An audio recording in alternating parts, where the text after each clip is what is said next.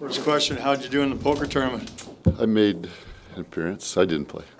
You didn't play at all? No, I went down in about 2 to 4. So I wanted to come back. I knew you get sitting there. And I wanted to come back to the Wranglers.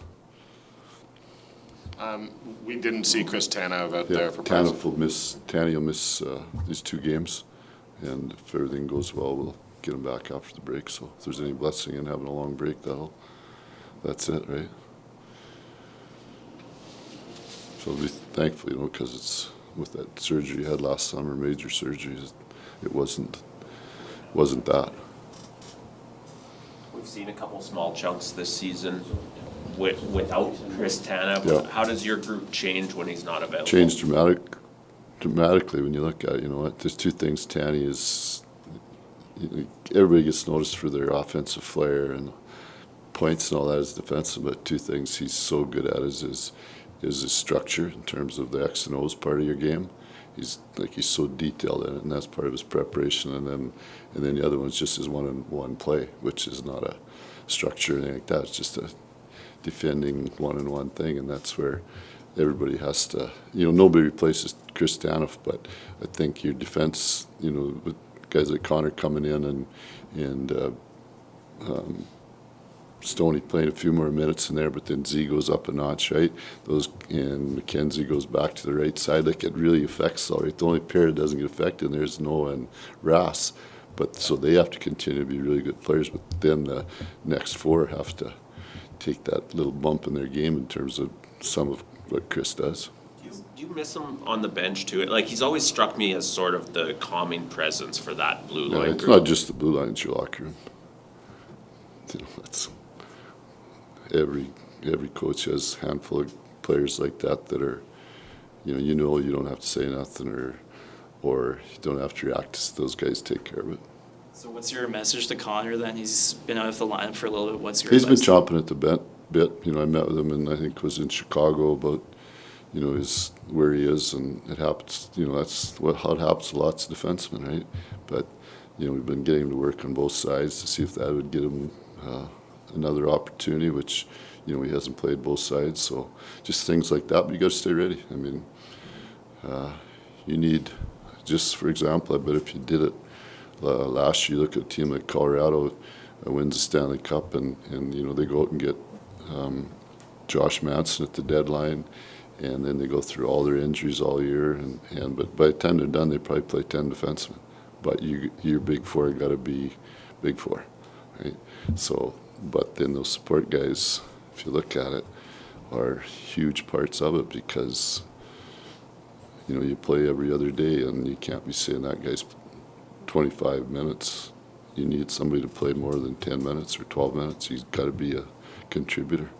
What's the biggest thing he's got to improve upon to be an everyday guy? Connor? Yeah. You know what? It's still, Connor went 4 years school and then 2 years, and then, so it's still a lot of ways it's a little bit of apprenticeship, right? Still. So, but this is part of it, and I know it's another good way of looking at it for me always is and it's funny, it's coming up this weekend, but when I was in LA, we had like Jake Muzzin and Nick Dory and Alex Martinez. Those boys were either, like Alex was the same as what Connor was. He was 7th guy, wasn't playing, just learn the trade, watch players, learn it. And then those boys were playing in Manchester, learn the trade, get better, do your time. It takes some guys a little bit of time, and then one of them takes the leap, and away they go. And by the time the team wins a championship, those guys are important pieces. So it's part of it. How have you liked when Nikita and McKenzie have played together at times this season?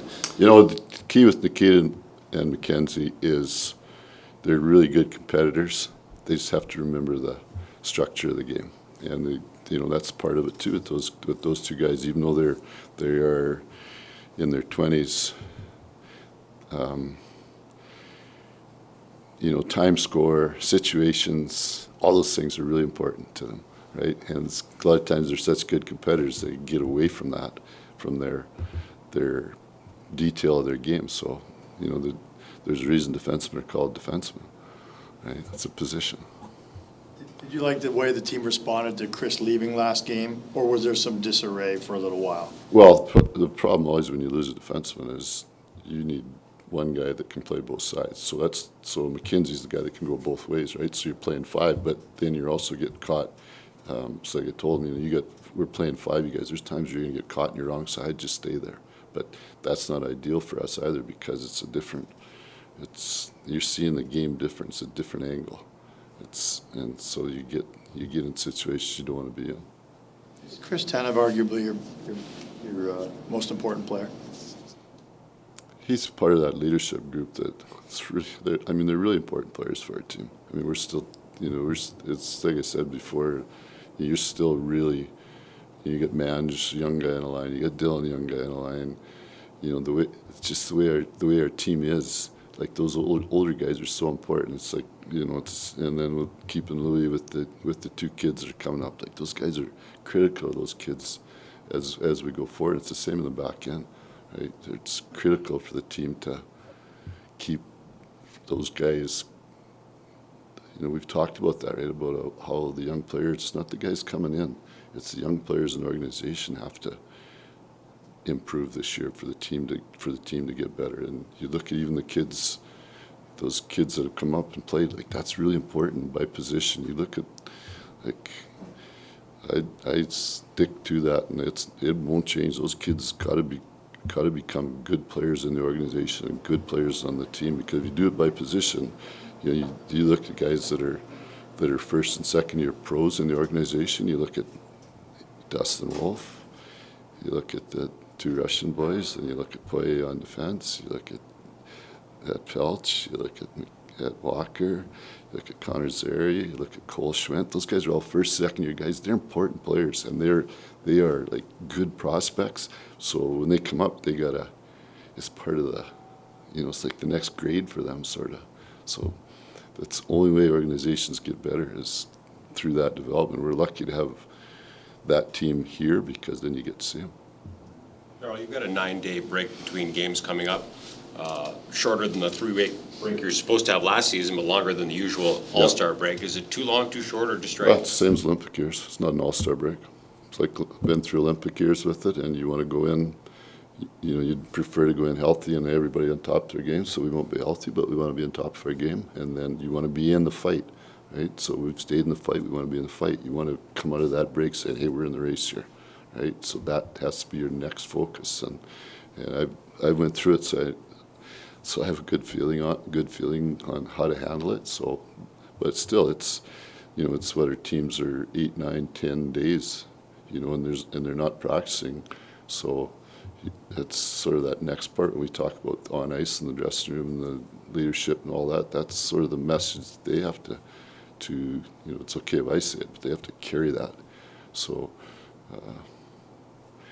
It's unique and it's different, but it was there. We know that. Darryl, when you've watched Yan Kuznetsov this year in the American League, have you seen some nice progression, or how would you? Yeah, I think those three young defensemen, those boys played together in Memorial Cup team last year, Poirier and Kuznetsov. So they've got they've got that in the bank. Right, so even though they're totally different type players, and you see it, like even last night, Kuzi didn't play and Poirier does, but you've seen where at that 30, 40 game mark where there's just a little drift or drop in their game, and you can see it, right? So that's part of becoming a good pro is learning that, like it's hey they're good players. It's just they're different type players, and they just need to grow.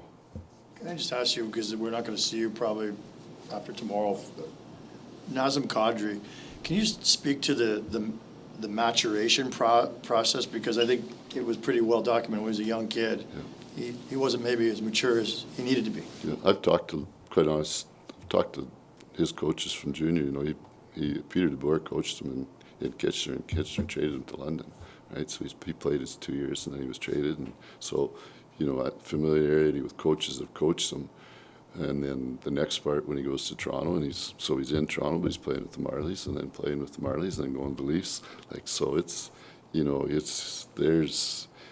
he's one of those guys that every coach that's had him loved coaching them, right? And then they just kind of moved them forward, and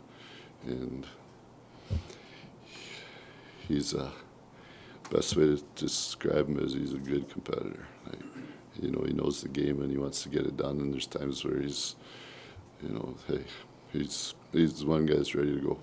Beyond, you had mentioned earlier about how important it is for some of those young players in your organization to become good players. Beyond, obviously, them getting opportunities produced when they're in the lineup, what are some things you're looking from them, I guess, beyond that, in order for them to, I guess, in your eyes, for them to be good players? Yeah, I think because they all have different skill sets, but so you need that skill set to play here at this level, which is your pace and knowledge of the game and your puck management, I would say. But then the next part is actually playing every shift against that type of player, right? Like it's that player you're playing against is doing those three things. So you have to be as good as them, and that's why it's, you know, even talking when we talk about a boy like Jacob, you know, when you bring he deserved to be called up, right? And then the next part is you got to watch and learn. And then the next part is to, if you get in, right? And then go from there. That's part of this part of it, right? He's 21, so you just keep reinforcing 2 or 3 things with him, and then away he goes. So they're all, and especially when I say positions, 2 positions are so important with our organization when you look at it, right? So if you just break it down this year by position, you'd say, okay, what's the defense doing? Where do we need to get better in that? And you look at left wing, you say, okay, what's that side doing for us? And you do it center, and you do it there. You know, so there's important players. And the other part, really important, competition, right? You call them 2 kids up, that's competition.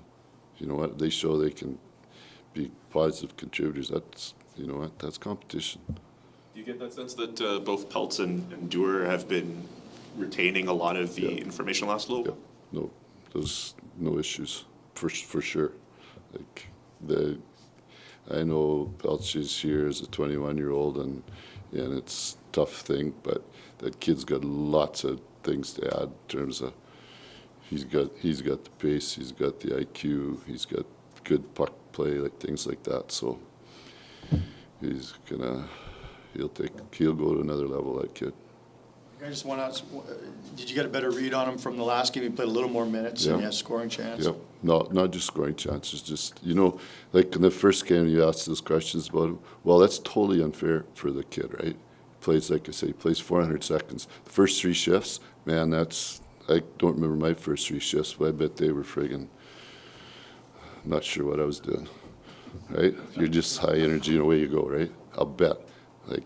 But then after that, you settle in, play your game. And a lot of kids like that, I guarantee you, sometimes it's easier for players like that have that about the game. Sometimes it's easier to play at this level than the American League level because there's just a little more structure in it all, and you're a smart guy and you figure it out, right? So when you say about those plays the other night that he makes, well, that tells you where he's at then, right?